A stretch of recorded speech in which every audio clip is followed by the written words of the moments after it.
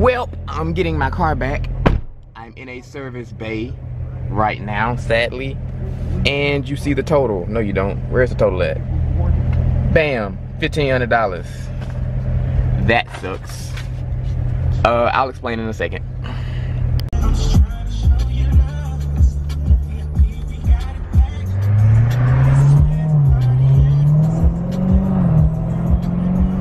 What is up, guys? It's D.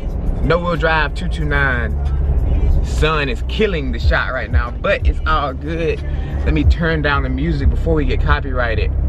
And I just got my car back, so I guess I got some explaining to do, right? So, it's been a sucky week. Your boy hit an obstacle in the road. Okay, so somebody was merging over. It was in the city. The city of Atlanta has a lot of freaking potholes and just things in the road. They have these big humps that are like, if you get off on the exit, you know they have the little markers, but they had those huge dome humps. And somebody was merging over, and so I had to kind of maneuver. Anyway, long story short, I hit it. And I was going fast for the road, but was I actually going that fast? No, I was probably going like 40 or 50. But I hit that dome thing, trying to avoid a pothole and somebody merging at the same time. So, of course, what happened? On the ride home, it started, you know, my car started shaking. Obviously, I was losing tire pressure in my front tire. You know, obviously you can see it in the front right here. So I was like, dang, I think I killed my front tire. So I took it to, for some reason, now y'all don't flame me, but in my eyes, I thought I just needed a tire, so I just ordered one offline and had Pep Boys to put it on, because I thought that, I don't know, maybe it was stupid. In my mind, I'm like, okay, it's just a tire. Surely they can put on a tire and inflate it. Surely they can do that. So, you know, that's why I took it there. But anyway, I did it, bad decision. Anyway, took it there. Turns out they could not figure out how to put it on the rim. So I was trying to figure it out, couldn't figure it out. So finally, what it turned out to be was the wheel was bent. So the wheel was bent, had to order a new wheel. So that all that together, the tire and the wheel was about $1,100. So, got that straight, got the car back. We're rolling. And I'm like, dang, this thing is still shaking bad. I'm talking about it was shaking bad. And so I'm like, okay, maybe it just needs to be balanced. I was hoping that maybe they just didn't balance it correctly, and that's what the problem was. Nope, took it back to Chevy. Took it to Chevy this time, and turns out that the back wheel, the 335 freaking wheel and tire were shot as well. That's why it was vibrating, because that wheel was bent too.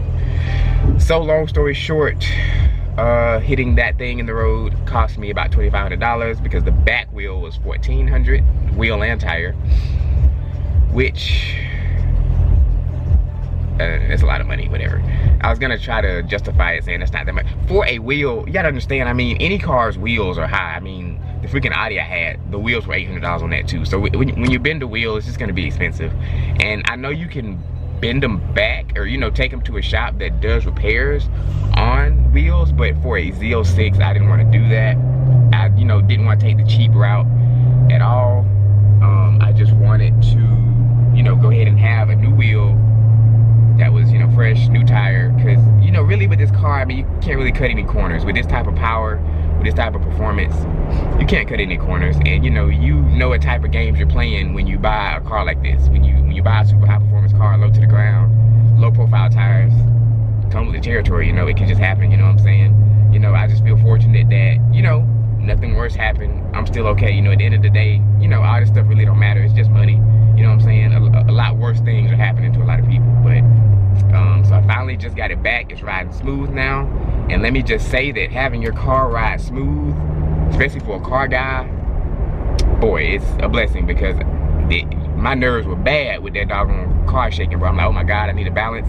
It's just like, even at like 30 miles an hour to like 50, it was just shaking. I was like, oh my God, I'm going to die.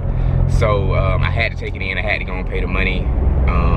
So yeah, about $2,500 pothole, not pothole, but little hump thing in the road. I'm just gonna call it a pothole because that's easier, because I was avoiding a pothole. $2,500 road hazard low profile tires, man.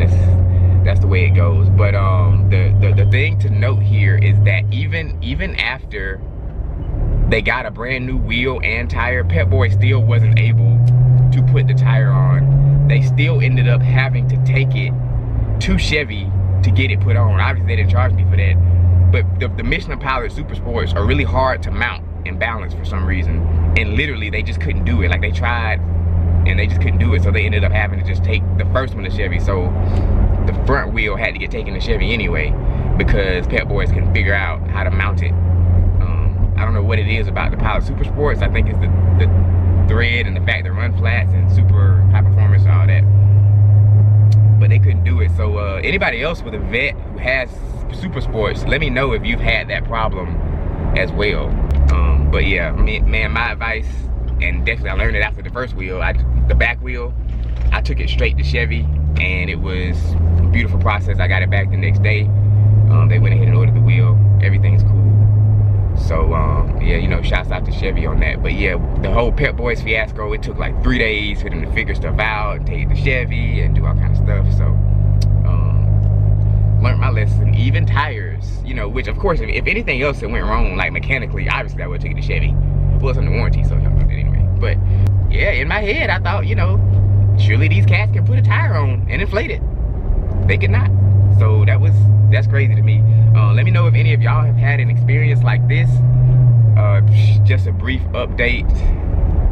Taking that 25 out the account was not fun, but you know, like I said, all's fair in the life of a car guy. I think we should make that a shirt. All's fair in the life of a car guy. But yeah, man, just it. Just a brief update. More content definitely to come.